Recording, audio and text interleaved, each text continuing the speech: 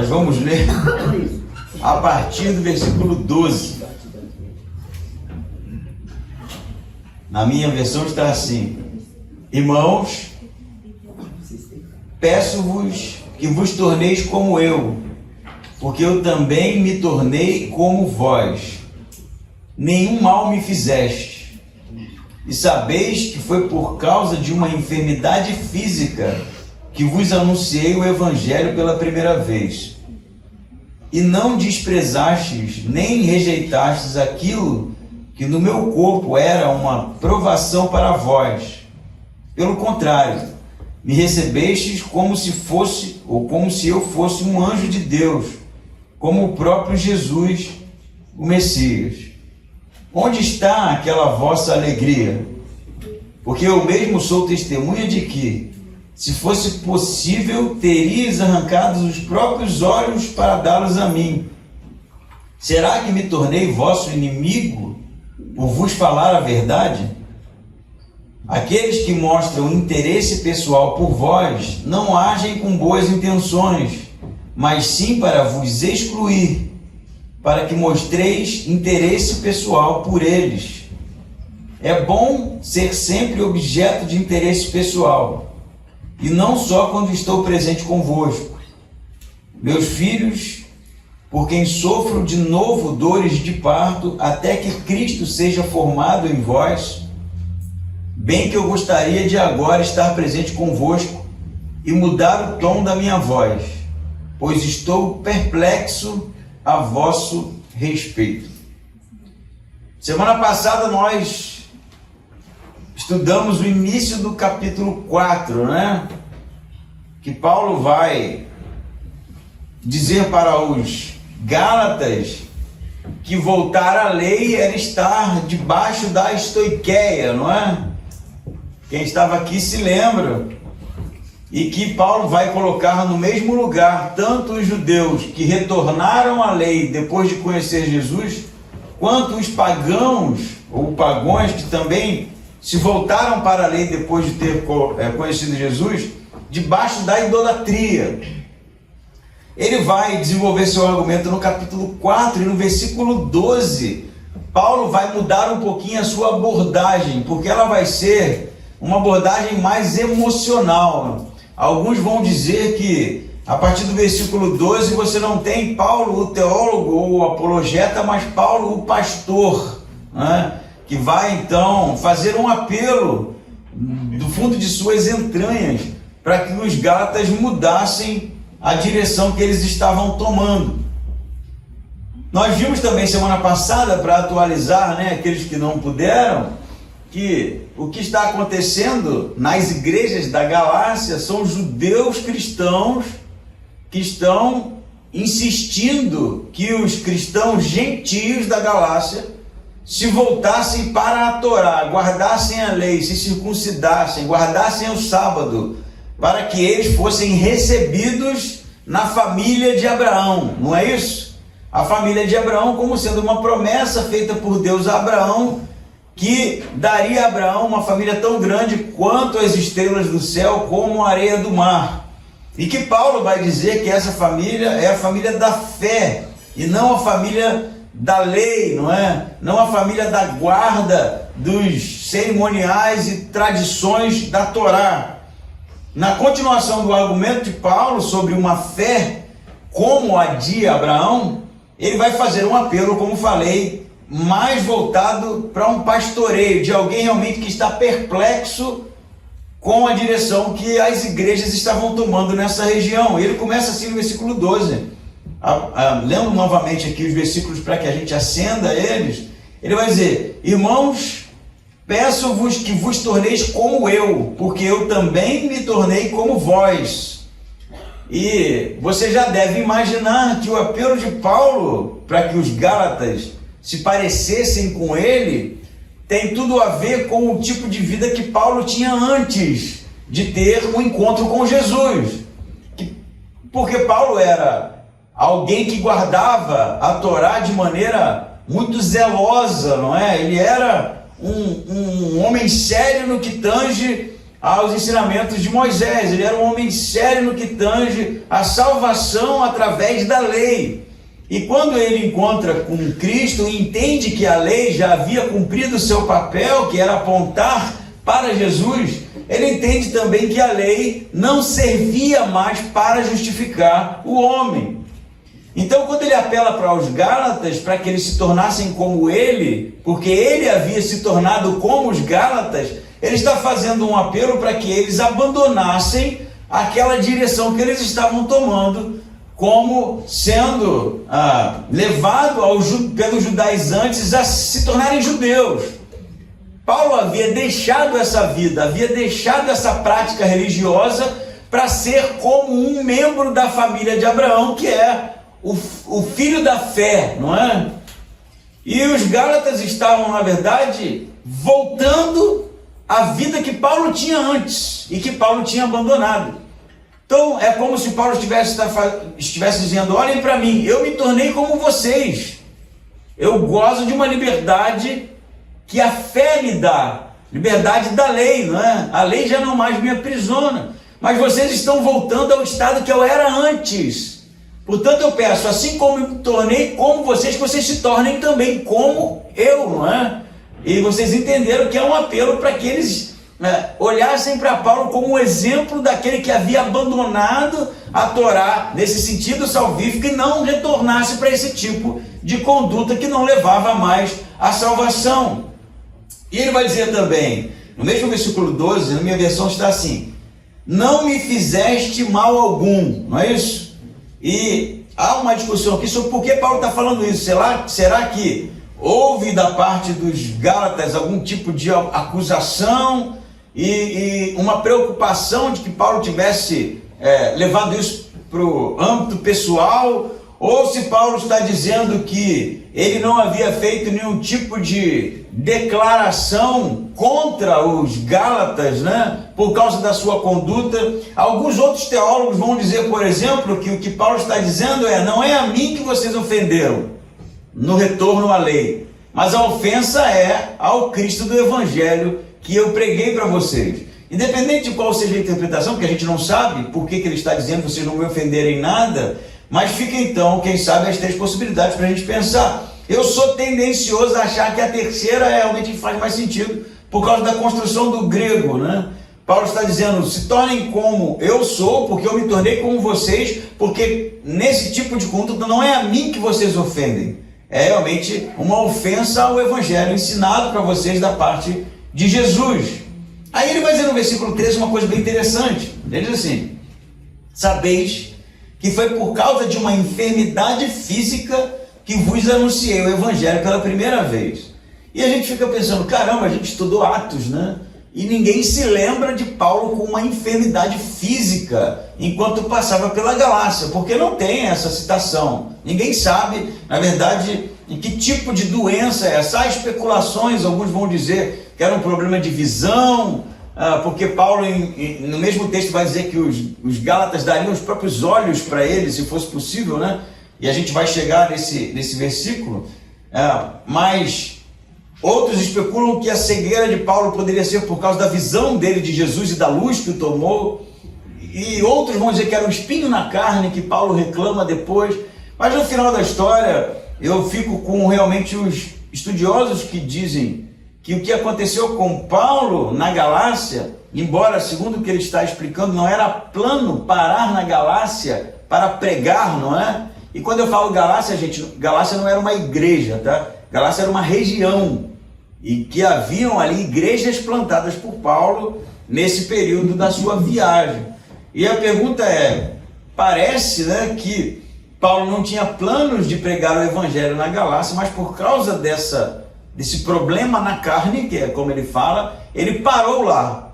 Então alguns vão dizer, e vão perguntar: que tipo de doença é essa? E provável que seja sequelas da perseguição e apedrejamento que ele sofreu. E a gente viu na história de Atos que isso aconteceu algumas vezes, né? Então a possibilidade mais tangível é de que Paulo chegou na Galácia muito machucado, ferido, e isso foi percebido pelos Gálatas, né? que ele realmente estava em uma condição ruim e que poderia ser entendido como uma maldição. Vocês lembram quando Paulo chega, depois do naufrágio, na ilha, é mordido por uma víbora? Eles fazem a leitura: esse cara deve ter feito alguma coisa de errado, porque a justiça não deixa que ele sobreviva, né? E agora fugiu do naufrágio, mas a víbora o mordeu. Esse tipo de mentalidade era uma mentalidade grego-gentílica. Então parece que o que Paulo está dizendo é que, por causa da sua condição física oriunda, né, como disse alguns estudiosos, das sequelas causadas por causa do apedrejamento e da perseguição, poderia haver a possibilidade deles olharem para Paulo como alguém amaldiçoado e, por conta disso, não o receberem ou não receberem a sua pregação. E aí o que Paulo está dizendo, na verdade, é que vocês sabiam, né, da minha enfermidade física, no versículo 3, e que vos anunciei o evangelho pela primeira vez. No 14 ele diz assim: e não me desprezaste, nem rejeitaste aquilo que no meu corpo era uma provação para vós. Então, o que Paulo tinha, né, a sua situação física, poderia ser um impedimento para que os gálatas ouvissem Paulo, porque eles poderiam fazer um juízo de que Paulo estava naquela condição porque ele era alguém maldito, amaldiçoado, e aí eles não iriam querer ouvir. Mas o que Paulo está dizendo é que eles ouviram mesmo assim, né?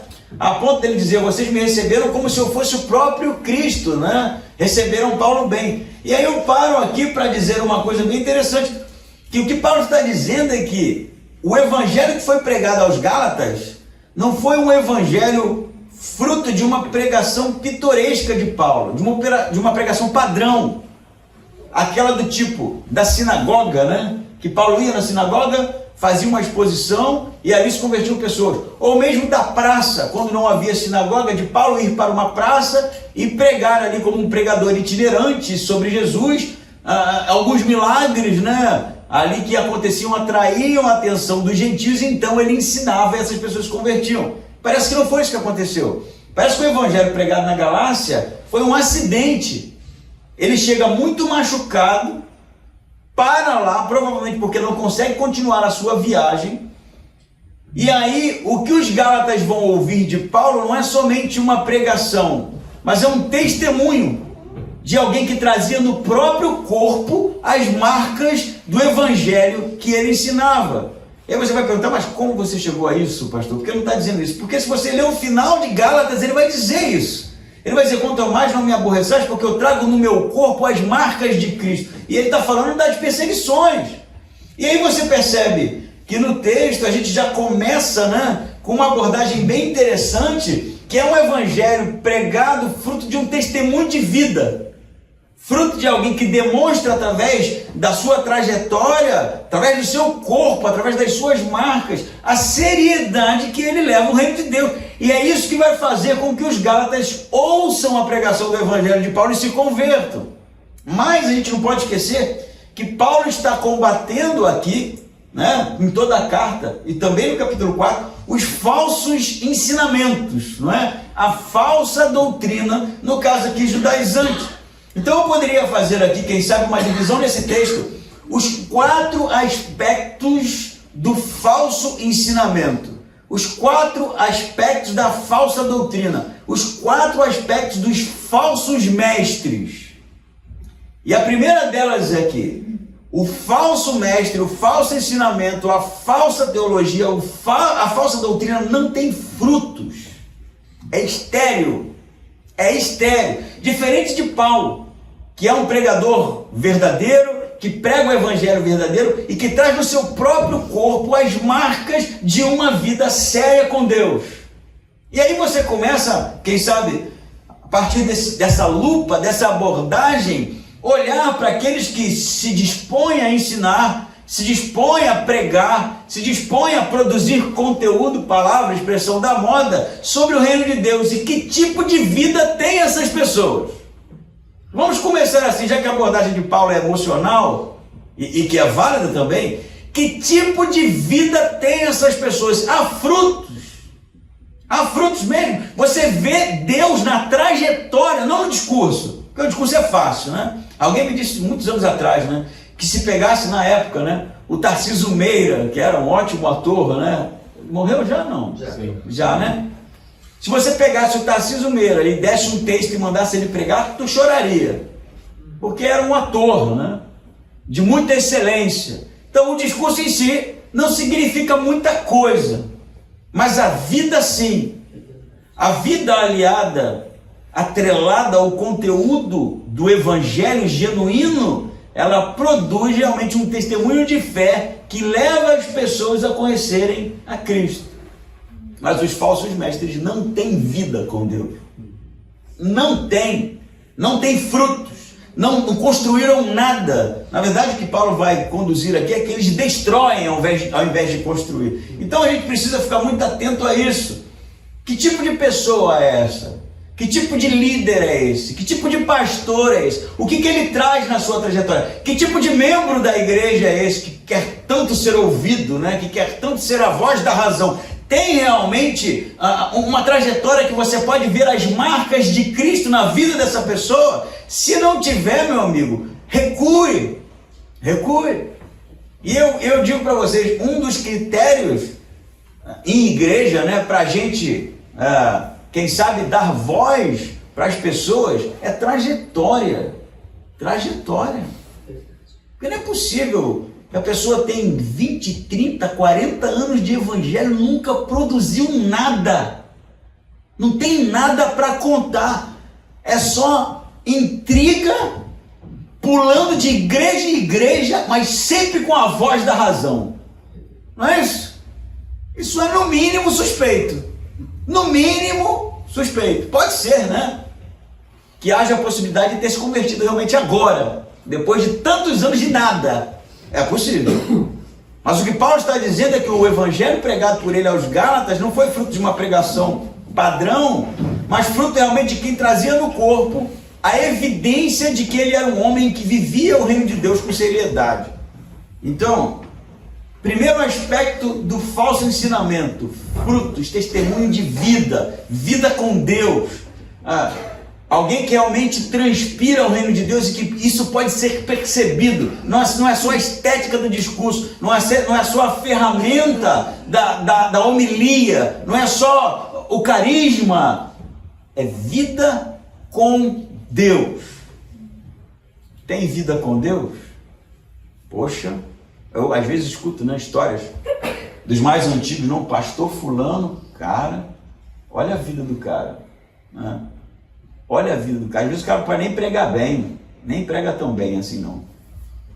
Mas você vê a seriedade que o cara levou a vida dele com Deus, e você tem até vontade de contar isso. Não vou contar, porque esse homem era sério.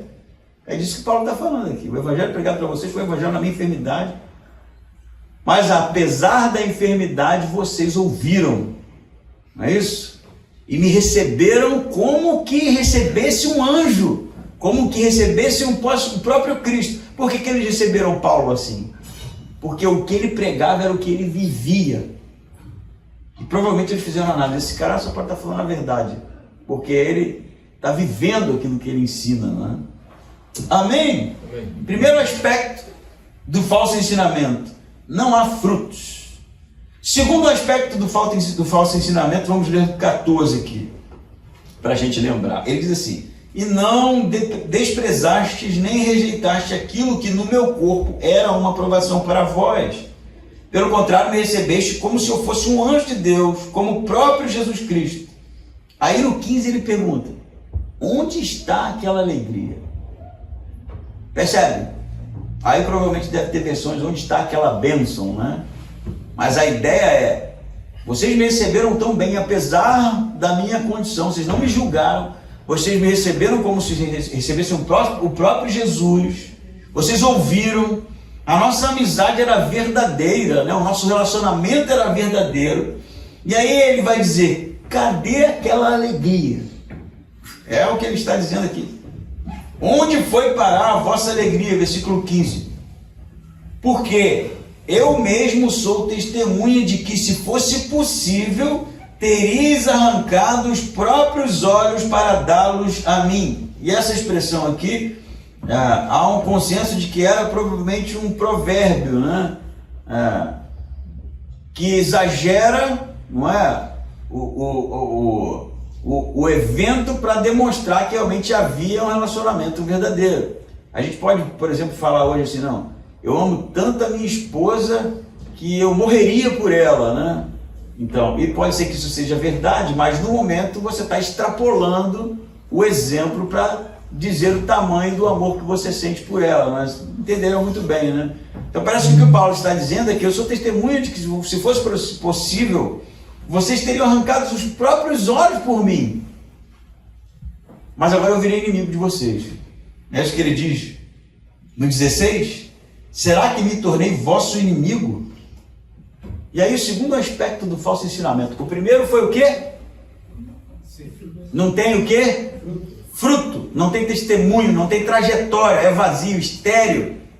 Segundo aspecto, ele transforma o belo em feio, ele distorce a beleza, ele distorce aquilo que é bom, ele distorce aquilo que é excelente, transforma em algo estranho. Olha o que Paulo está dizendo, vocês me receberam tão bem, apesar da minha condição, vocês me receberam como um próprio anjo, como o próprio Jesus, eu sou testemunho de que vocês teriam arrancado os próprios olhos para me dar. O que aconteceu com vocês? Agora eu sou inimigo de vocês. Porque o que os falsos mestres estavam ensinando para esses homens, estava deixando eles, na verdade, em um estado pior do que antes da conversão. Porque se antes da conversão eles receberam Paulo nas suas condições, agora eles olhavam Paulo como um inimigo. Vocês estão entendendo isso aqui? No início eles viram Paulo todo arrebentado, né? Eles não eram convertidos ainda. Mas eles viram no testemunho de Paulo uma seriedade. Então vamos ouvi-lo, né? Levar em consideração. Paulo vai dizer, vocês me receberam bem, vocês dariam os próprios olhos para mim, eu sei disso. Mas e agora? Olha como é que vocês estão. Agora eu sou inimigo de vocês, o que eu fiz? Mas na verdade Paulo não fez nada, né? Mas era um ensinamento falso que estava entrando ali naquelas igrejas e corroendo, e distorcendo, e transformando em algo estranho aquilo que era belo, que foi belo em determinado momento. E isso é mais um aspecto do falso ensinamento. Ele vai pegar vidas que realmente em determinado momento tiveram um relacionamento com Cristo, uma beleza do relacionamento com Cristo e com os outros, e vai transformar em algo estranho. E vai transformar em pessoas distantes, indiferentes. E cara, eu vou falar para vocês histórias. Eu tenho uma história terrível, eu vou contar para você, de uma família lá no Rio de Janeiro, que eles não eram cristãos, né? Começaram a frequentar algumas igrejas sérias, e você via que estava havendo uma busca, né? Foram parar na Testemunha de Jeová. Testemunha de Jeová, olha essa história, estou inventando isso não. Aí vai para a Testemunha de Jeová, se encontra lá, e os Testemunhos de Jeová eles são bem enfáticos nas visitas, né? Eles são insistentes pra caramba naqueles estudos. E aí começou a acontecer que toda a família se tornou Testemunha de Jeová. Aí eles já não frequentavam mais festas da própria família, porque eles não fazem isso, né? Testemunha de Jeová não vai a nenhum tipo de festa, nem de aniversário, nem de nada, eles não podem, né? Eles dizem que João Batista morreu numa festa, é uma interpretação bem estranha, e por isso eles não compartilham disso. Eles não doam sangue, né? Se alguém se estrupiar todo num acidente, eles não doam sangue, porque eles falam que é pecado. E uma série de outras abordagens estranhas. Inclusive, a de que se você sair do grupo, eles não podem ter relacionamento com você mais. E é o que aconteceu. O filho deixou a igreja. E é o resultado disso, a família parou de falar com ele. Você sabe qual é o final dessa história? Ele se suicidou, cara. Se suicidou, um tiro na cabeça, porque a irmã não falava com ele, a mãe não falava com ele, o pai não falava com ele, ninguém falava com ele, porque ele havia deixado a seita. O falso ensinamento distorce, corrompe, destrói. A gente precisa ficar bem ligado nisso, porque parece, né, ainda mais no mundo hoje do marketing, que tudo é bonito, né? os vídeos são produzidos para serem bonitos, as pessoas são bonitas, né? E quantas pessoas vão para frente lá do celular, da câmera, para mostrar para você que realmente ali onde eles estão é tudo maravilhoso. O Caio Fábio diz assim, vem para cá, aqui você vai ser aceito, aqui é um pedacinho do céu, ele fala, né? Poxa, deve ser bom, né? Aqui você não vai ser julgado, essas coisas assim. Eu me assusto, na verdade, quando o convite, ele não é feito, venha conhecer o Jesus verdadeiro da Bíblia, né? Eu me assusto quando é outra coisa, é outro convite. Venha ser aceito, né? Ser aceito como assim? Venha fazer parte de algo lindo. Venha ser acolhido, né? Você que não se enquadra em nenhum grupo, em nenhum gueto, em nenhuma tribo, venha fazer parte. Esse tipo de convite já é estranho, porque o que deveria estar sendo anunciado é venha conhecer o Cristo da cruz, o Cristo da salvação, não é isso? Venha conhecer as Escrituras Sagradas. Esse deveria ser o convite. Quando muda, já começa a desconfiar. A oferta está muito boa, né? Venha ser confrontado por Jesus. Aí esvazia a igreja, né? Esvazia a igreja. Eu já falei algumas vezes, né? A receita para encher a igreja, todo mundo sabe qual é. Todo mundo sabe. A receita do bolo é você botar uma placa ali, vai dar tudo certo na sua vida. Começa a pregar isso aí. Prosperidade, você vai ficar rico. Você é filho de Deus. Não é, né? Não é afilhado, nem sobrinho. Vem que vai dar tudo certo na sua vida. Você vai encontrar uma pessoa amada, né? Esse tipo de oferta enche, as pessoas estão desesperadas, né? Por ascender na vida social, por encontrar o amor da sua vida, por enriquecer, por ter tudo dando certo. As pessoas estão realmente em busca disso. É só oferecer. Você vai ter uma igreja cheia. Mas eu vou dizer, é uma igreja bíblica? Essa é uma igreja bíblica? Não. O ensinamento é bíblico? Não. E aí o que faz? Acaba com a vida das pessoas. E os testemunhos são inúmeros de gente que terminou numa igreja dessa e teve a vida destruída. Porque o falso ensinamento, num primeiro momento, ele não tem frutos, ele é estéril. No segundo momento, ele distorce, ele acaba, ele macula, ele estraga aquilo que um dia, quem sabe, foi belo. Olha o que Paulo está dizendo, a nossa amizade era verdadeira. E agora eu me tornei inimigo de vocês. Terceiro aspecto, né? Ele vai dizer no versículo 15 aqui, recapitulando. Onde está aquela vossa alegria? Vocês percebem que nem alegria eles têm mais. Não tem mais alegria, né? Porque eu mesmo sou testemunha de que, se fosse possível, terias arrancado os próprios olhos para dá-los para mim. 16. Será que me tornei vosso inimigo por causa de quê? O que está escrito aí, gente?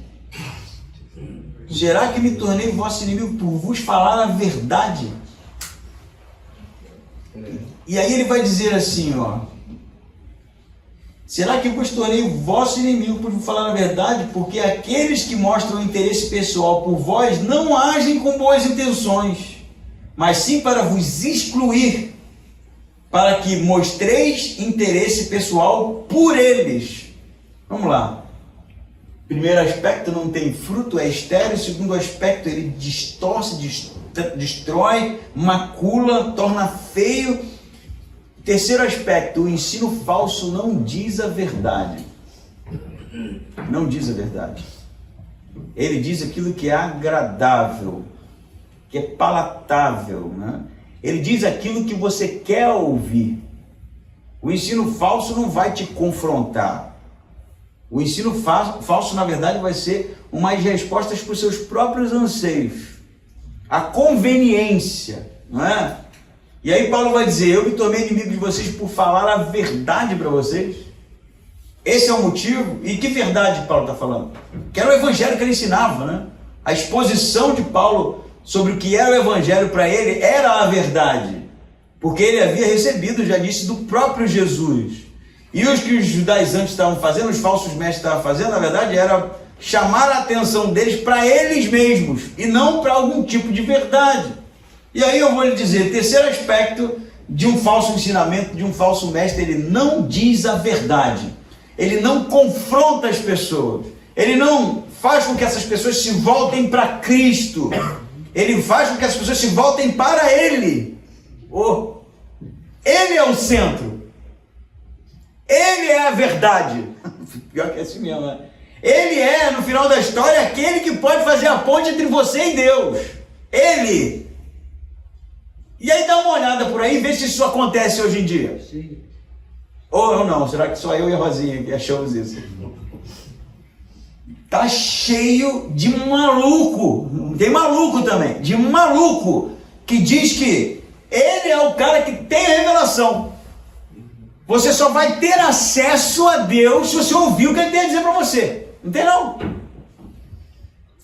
Tem gente até adivinhando número da cena, mano. Eu não sei se tem cena ainda, tem?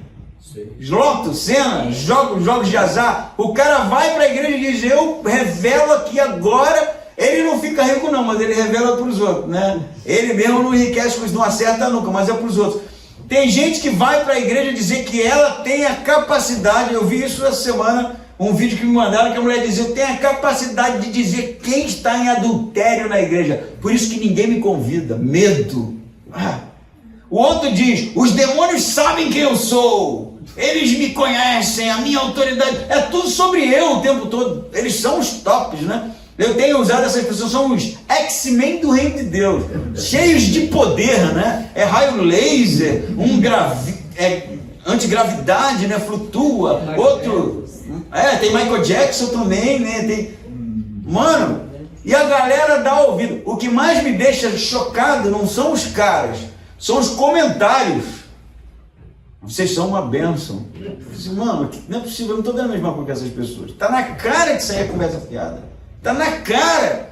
E quando não é isso, né? Porque isso é uma caricatura, né? Isso é muito fácil de você ver que é mentira, né? Quando não é isso, é aqueles que estão prometendo, né? Enriquecimento, como falei, sorte na vida, mas é através daquela igreja.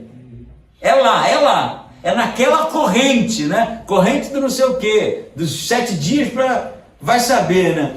Eu contei para vocês de um vídeo que eu vi que tinha um WhatsApp, né? E aí eu fui e entrei em contato. Eu falei, não, cara, eu quero ver se isso é verdade mesmo. Aí a pessoa me recebeu, né? A sua secretária do apóstolo, não sei o quê. Eu falei, não, eu vi um anúncio de uma apostila para abrir um portal espiritual. Aí ela, eu vou te mandar aqui. Não mandou a apostila, né? Mandou o resumo, cara. Mano, eu falei, cara, não acredito, eu não estou acreditando. Era assim, eu vou ver se eu lembro algumas coisas aqui. Para você conhecer seu elemento, por exemplo, fogo, seu elemento é fogo, então você tem poder sobre os demônios de fogo. Eu não sei o que é demônio de fogo, deve ser alguma coisa de desenho japonês, né? Esses desenhos japoneses. Para você conhecer o seu metal, porque o metal abria portas espirituais e não sei o quê. Aí eu perguntei assim, de onde vocês tiraram isso? De onde vocês tiraram isso? Ela falou, isso é a resposta. Isso é fruto de muitos anos em relacionamento com o Espírito Santo. Eu falei assim, não, na Bíblia, onde vocês tiraram isso? Não é na Bíblia. O apóstolo, ele teve essas experiências e ele escreveu. Bíblia não precisa, né? Eu falei, não tem nada na Bíblia então. Ela falou, não, você tem que confiar na experiência do apóstolo. Aí eu respondi assim, eu falei assim, filha, foge disso, porque o final é você queimando o quinto dos infernos, que isso é tudo mentira. Isso é tudo mentira. Ela foi, me bloqueou, não respondeu mais, né? Você percebe? Sem aquele cara, não tem acesso a nada disso. É a experiência dele, né? Ele é o centro daquilo lá. Ele inventou uma loucura lá, atrai as pessoas, só que só funciona com ele. O que Paulo está dizendo é, eu me tornei inimigo de vocês por vos dizer a verdade. E hoje em dia, as pessoas estão muito mais interessadas nesse tipo de universo místico pagão do que na própria verdade, na própria exposição das Escrituras. Porque quando você expõe a verdade, a pessoa é confrontada. E quando a pessoa é confrontada, ela precisa assumir uma posição. Ou ela continua naquela vida que ela está vivendo, ou ela muda. Porque o Evangelho exige isso. Ele diz que nós somos pecadores e o nosso pecado ofende a Deus. E Deus envia o Filho, morre na cruz por nós, por amor. Mas exige arrependimento e mudança. Mas nem todo mundo quer ouvir isso. Nem todo mundo quer ouvir isso. As pessoas querem ouvir uma mensagem confortável. Uma mensagem, quem sabe, que deixe você com a consciência menos pesada, que faça com que você pense menos nas suas dificuldades de levar uma vida séria e razoável com Deus. E olha o que está acontecendo com Paulo. Por ter pregado a verdade, agora se tornou inimigo. Eles não querem mais ouvir Paulo. Não vamos ouvir. O que Paulo está ensinando para nós não serve. Olha o que gera. Olha como é que o cara chegou aqui, todo arrebentado. Para que eu vou querer isso? É muito melhor eu circuncido, guardo o sábado, ninguém me persegue. Perseguição era dos próprios judeus, né? Se torne judeu, resolva o problema da perseguição. Não vai ter mais. É muito mais fácil viver dessa forma. Então vamos ouvir os judaizantes, vamos ouvir a falsa doutrina, vamos ouvir os falsos mestres. Mas no final da história, viver de mentiras conduz ao afastamento de Deus. Não é isso que Paulo vai dizer aqui? Ele vai dizer assim, ó, versículo 17. Aqueles que mostram, na minha versão está assim, né? Eu sei que existem outras versões. Aqueles que mostram, outras traduções, na verdade, interesse pessoal por vós, não agem com boas intenções, mas sim para vos excluir, para que mostreis interesse pessoal por eles. Então, o que Paulo apresentou aos Gálatas era uma pregação de um evangelho que conduzia a Cristo, que conduzia à verdade. O que os judaizantes estão apresentando para os Gálatas é, na verdade, uma proposta que conduz a uma exclusão, não é isso? Paulo fala assim, eles estão tentando vos excluir. E o que ele está dizendo? Provavelmente se trata dessa situação em que já aconteceu com Pedro, né? Que foi motivo de Paulo ter confrontado ele, em Gálatas capítulo 2. É essa história, né? O que acontece? Pedro vai para a igreja em Antioquia e ele fica com os gentios lá, né? Ah, tudo bem, vocês são, né? Família também. Mas quando chegam os judeus, da parte de Tiago, é assim que Paulo fala, o que Pedro faz? Abandona eles e fica com o grupo judeu, não é isso? O que os judaizantes estão fazendo? Esse negócio que o Paulo ensinou para vocês está tudo errado. Que não precisa se considerar, não precisa guardar sábado, está tudo errado. Isso aí vai afastar vocês da verdadeira doutrina, né? Do verdadeiro Messias, da verdadeira família. Vocês precisam se circuncidar. Vocês precisam guardar o sábado. Nós temos interesse verdadeiro em vocês, né? Nós estamos preocupados. Por isso que aqui no 17 está assim, aqueles que mostram interesse pessoal por vocês, na verdade no grego está aqueles que são zelosos por vocês, e a ideia do zeloso aqui tem a ver com avidez. Eles eram ávidos por aquelas pessoas, mas a sua avidez era para conduzir não uma aproximação com Cristo, mas uma exclusão. Aqui está dizendo o texto, eles querem vos excluir. Vos excluir por quê? Porque uma vez que eles admitissem a necessidade de voltar ao judaísmo, o que ia acontecer com eles? Eles iam ser excluídos da família. E agora o que seria necessário para eles serem aceitos? Que eles se voltassem para os judeus e ficassem lá, implorando por circuncisão, implorando por ser admitido, implorando por ser aceito pela igreja em Jerusalém. Estão entendendo a parada? Então, Paulo está falando assim, eles têm interesse em vocês, eles são ávidos por vocês, mas o interesse deles não é conduzir vocês a Cristo. O interesse deles é excluir vocês, para que depois vocês se voltem e mostrem interesse por eles, e fiquem atrás deles, pedindo pela circuncisão, pedindo por ser aceito, implorando por ser aceito. Olha que interessante. E a minha versão está assim, a minha tradução. Aqueles que mostram interesse pessoal, ou aqueles que são zelosos por vocês, em alguma versão, não agem com boas intenções, mas sim para vos excluir, para que vocês mostrem interesse pessoal por eles. Entende? Sou judeu, não é bem assim não, hein? Você precisa se circuncidar. Entendeu? Para ser assim, entendi. Beleza. Está contigo agora.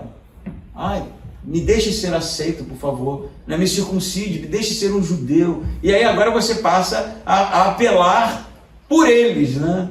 E aí, cara, tem uma coisa interessante aqui, que tem o mesmo significado, né? O falso ensinamento, ele exclui você de Cristo, porque é um falso ensinamento. E ele faz com que você se volte para quem? Para o mestre. Para ele. Ele exclui você de Cristo para que você implore por ele, pela presença dele, pelo ensino dele. Sem ele, não é mais a mesma coisa. Sem ele eu não consigo. Sabe esse tipo de coisa? Enquanto, né, a pregação de Paulo, ela é o contrário disso. Embora ele tenha sido mestre, tenha sido um pregador, um pastor, um líder, ele vai dizer assim, ó, no versículo 18: é bom ser sempre objeto de interesse pessoal, ou é bom que alguém tenha zelo por nós, né? Que alguém tenha avidez por nós. É bom que nós tenhamos avidez por outras pessoas. Mas ele diz aqui, não só quando estou presente convosco. Então o que Paulo está dizendo? É bom que haja um interesse, é bom que haja realmente essa avidez por estar próximo das pessoas, mas eu gostaria que vocês fossem zelosos não só na minha presença, porque quando eu estou com vocês, tudo legal, né? A teologia é linda, o ensino é lindo, Paulo é bacana pra caramba, vocês dariam os próprios olhos, mas quando eu vou embora, como é que fica? E aí você percebe que o problema do falso ensino é que ele gera essa dependência, só funciona com ele. Ele sai e acabou. Ele sai e acabou.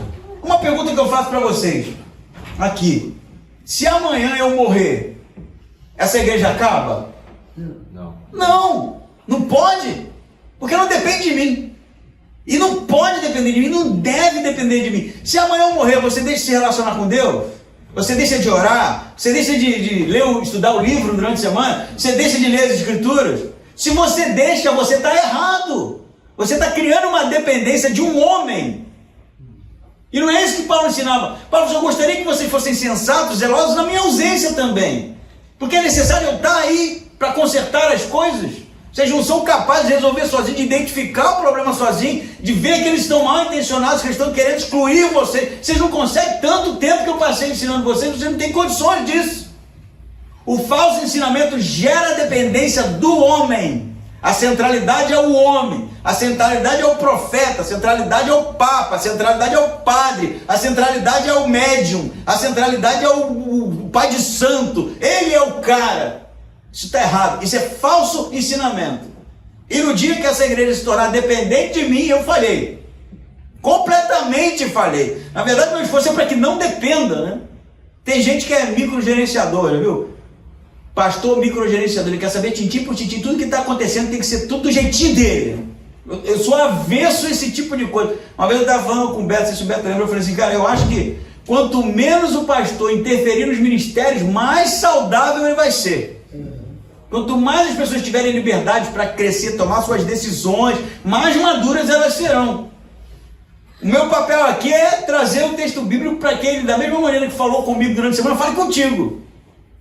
É só isso, óbvio, que há o pastoreio no sentido de andarmos juntos, de carregarmos os fardos uns dos outros, do cuidado, isso tudo é muito verdade. Mas eu não sou uma teta gigante que você depende. Se não tiver, você não vai ser alimentado nunca. Não pode ser, não pode. E no dia que você criar essa dependência, seja por mim, seja por coaching, seja por influenciador, seja por quem for, você está no caminho do afastamento de Deus. Porque nós somos reino e sacerdotes. Nós temos acesso direto a Deus, através do Espírito Santo, através do sacrifício feito por Cristo por nós. Nós temos acesso direto, nós não dependemos de pessoa nenhuma para ter um relacionamento com Deus. Amém? Amém. Mas o que o falso ensino faz? Ele é o centro. Sem mim nada podeis fazer. É quase dizendo isso, né? Abomine isso.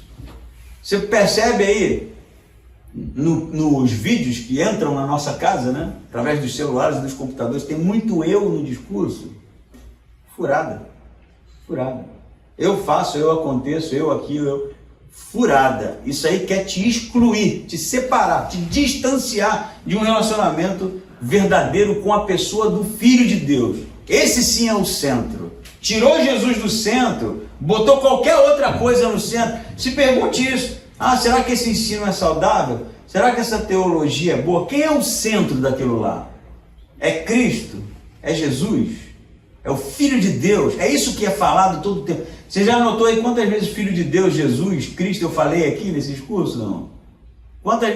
Passou de 20? Que passe, que seja 1000, porque Ele é o centro do Evangelho.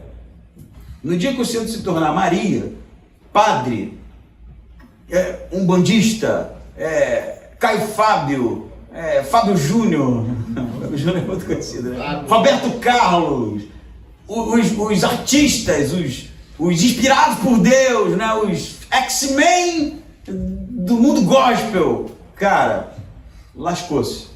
Isso é falso, isso é mentira, isso é coisa de homens. Esse é o apelo de Paulo. Eles estão querendo vos excluir, porque eles querem ser zelosos por vocês, para que vocês fiquem atrás deles depois. Amém? Amém? Jesus é o centro, gente. É o centro do Evangelho, é o centro da revelação de Deus. Jesus é o centro da nossa vida. Jesus é o Senhor do cosmos, o Senhor do universo. Ele precisa ser adorado. Ele. É tudo sobre Ele. E Ele diz aqui: meus filhos, versículo 19, por quem sofro de novo dores de parto. E aqui bem interessante, né? A ideia como você viu, das contrações de uma gravidez, né? Que é uma expressão bem apocalíptica, né? Jesus, na verdade, vai abordar o final dos tempos como o princípio das dores, né? Vocês já leram isso? Dores de quê? Dores de parto, né? A metáfora é como um sofrimento que precisa gerar, né?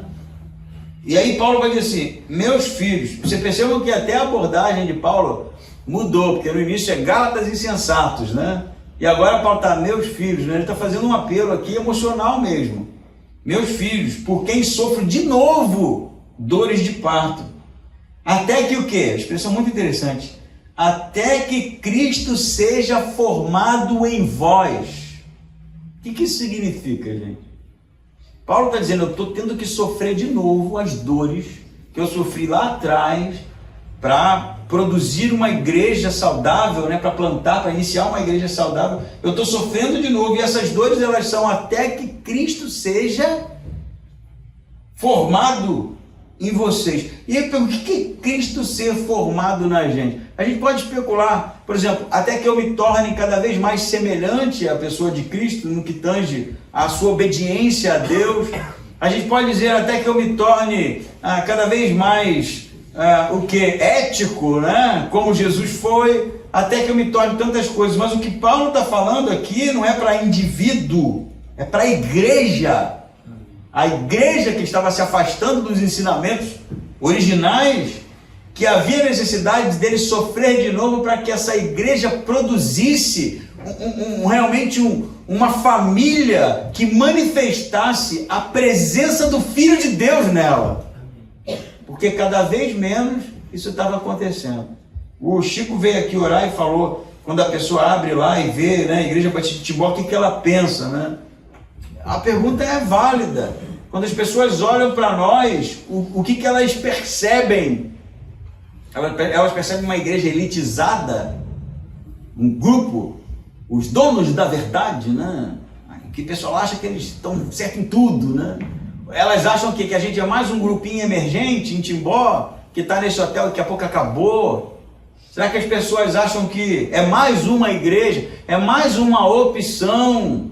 Ou será que as pessoas veem Cristo formado em nós? Será que as pessoas quando entram e visitam aqui, elas veem realmente na igreja a pessoa de Jesus? Não estou falando que tem uma visão de Jesus, mas que vê na vida da gente, na maneira como a gente se leva o evangelho a sério, na maneira como a gente leva o reino de Deus a sério, na maneira como a gente se submete à vontade de Deus e aos ensinamentos das Escrituras. É isso que elas veem em nós. A pergunta de Paulo, eu vou ter que sofrer de novo as dores de parto até que Cristo seja formado em vocês, novamente, né? Porque ele já havia feito esse esforço. E aí ele vai dizer no versículo 20, bem que eu gostaria de agora estar presente convosco e mudar o tom da minha voz, porque é uma chamada, né? É uma chamada. Eu gostaria de estar com vocês e não estar vivendo isso. E não estar vendo isso. Eu queria falar diferente com vocês, mudar o tom. Mas olha como é que ele termina. Porém, estou perplexo a vosso respeito. A igreja, ou as igrejas na Galácia, tomaram uma direção tão distante, para um lugar tão distante daquele que Paulo ensinou. E eu acho que Paulo ficou perplexo por poucas coisas no Novo Testamento, tá? Poucas coisas. O que a gente viu quando estudou Atos, que esse homem passou de ser apedrejado e ter sido achado como morto e voltar para dentro da cidade, não é isso? A cidade que apedrejou ele retornou para lá por causa dos novos convertidos. Você vê, não, esse cara não é humano, né? Mas ele olha para a igreja e ele fica perplexo, porque eles estavam se afastando dos ensinamentos de Jesus. A perplexidade de Paulo é atual, mano. Hoje, mais do que nunca. Paulo já morreu, Paulo está com o Pai, mas se ele tivesse vivo, eu acho que ele ia ter que substituir essa perplexidade por uma coisa mais grave, porque o que se chama de mundo evangélico cristão hoje, nada tem de Cristo. Eu vi uma matéria, para concluir, da CNN, por alguns vídeos, né, sobre o crescimento das igrejas evangélicas no Brasil. Aí mostra lá 1970 e vai mostrando um gráfico até hoje. Realmente, meu Jesus, como cresceu, né? Tá bom, mas eu me lembro quando eu era criança dos movimentos que tinham, né? Por causa do Billy Graham, quando ele vinha pregar no Brasil. E no Rio de Janeiro eu me lembro que ele pregou no Maracanã. Você sabe, o Maracanã é um estádio enorme, né? Não tinha internet, não tinha celular, as pessoas lotavam o Maracanã. Cruzadas evangelísticas de Billy Graham. Os mais antigos vão lembrar disso aqui. As pessoas se convertiam, elas iam de ônibus, né? Tem foto antiga, se você procurar, as pessoas indo de ônibus para o Maracanã, porque não foram lá para ver um artista, mas era uma cruzada, havia um trabalho de evangelismo antes, né? E o culto acontecia em lugares muito grandes, porque realmente as pessoas socavam esses lugares e as conversões aconteciam lá aos milhares. Não é isso? Billy Graham morreu velhinho, uma trajetória incrível como pregador do evangelho. As pessoas estavam sedentas pelo reino de Deus, você via seriedade nas pessoas. Hoje a gente tem internet. E que as pessoas estão lotando o quê? O que elas estão lotando que eu não sei? Que cruzada internacional que está acontecendo? As pessoas estão querendo ver o show. Hilson Brasil, Thales Roberto, não é isso? Isso que as pessoas estão atrás do show, das luzes, do espetáculo. A igreja se tornou entretenimento para as pessoas. E se essa igreja aqui não for tão bom quanto aquele show daquela outra igreja, eu vou para lá.